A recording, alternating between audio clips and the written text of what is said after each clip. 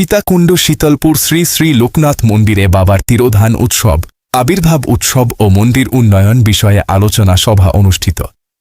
নিজ্জ্বল Saha, staff reporter, video চিত্র ও প্রতিবেদন। চট্টগ্রামের সীতাকুণ্ড উপজেলার শীতলপুরে অবস্থিত শ্রী শ্রী লোকনাথ ব্রহ্মচারী সেবাশ্রম ও গীতা শিক্ষা কেন্দ্রে গত ৮ মে শুক্রবার বাবার তিরোধান দিবস ও মন্দির উন্নয়ন বিষয়ক এক গুরুত্বপূর্ণ আলোচনা সভা অনুষ্ঠিত হয়েছে। অনুষ্ঠানে সভাপতিত্ব করেন মন্দির পরিচালনা পরিষদের সম্মানিত সভাপতি বাবু রবিন সাহা। আশীর্বাদক হিসেবে উপস্থিত ছিলেন সেবাশ্রম ও গীতা শিক্ষা কেন্দ্রের অধ্যক্ষ গোবিন্দ ব্রহ্মচারী মহারাজ। অনুষ্ঠানটি সঞ্চালনা করেন মন্দির পরিচালনা পরিষদের সাধারণ সম্পাদক বিশ্বজিৎ পাল। সভায় বিশেষ অতিথি হিসেবে উপস্থিত ছিলেন ভূমিদাতা পার্থ চৌধুরী, অতিরিক্ত পুলিশ সুপারিশ্বর দেবব্রত কর দেবু এবং অ্যাডভোকেট কানুরাম শর্মা।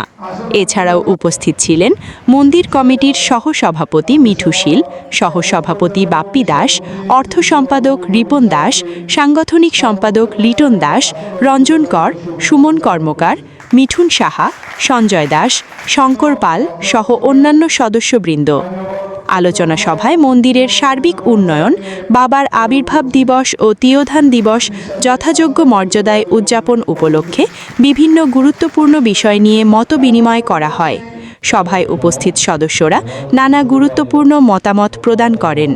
পরবর্তীতে সর্বসম্মতিক্রমে বাবার তিরোধান দিবস উদযাপন পরিষদ এবং বাবার আবির্ভাব দিবস উদযাপন পরিষদ নামে দুটি আহ্বায়ক কমিটি গঠন করা হয়।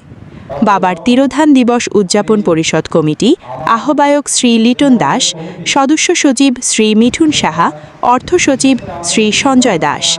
বাবার আবির্ভাব দিবস উদযাপন পরিষদ কমিটি আহ্বায়ক শ্রী রিপন দাস, সদস্য সচিব শ্রী সুমন কর, অর্থ সচিব শ্রী শঙ্কর কর। আলোচনা সভা শেষে সভাপতি রবিন সাহার বক্তব্যের মধ্য দিয়ে অনুষ্ঠানের পরিসমাপ্তি ঘটে এবং দুপুরে উপস্থিত ভক্তদের মাঝে প্রসাদ বিতরণ করা।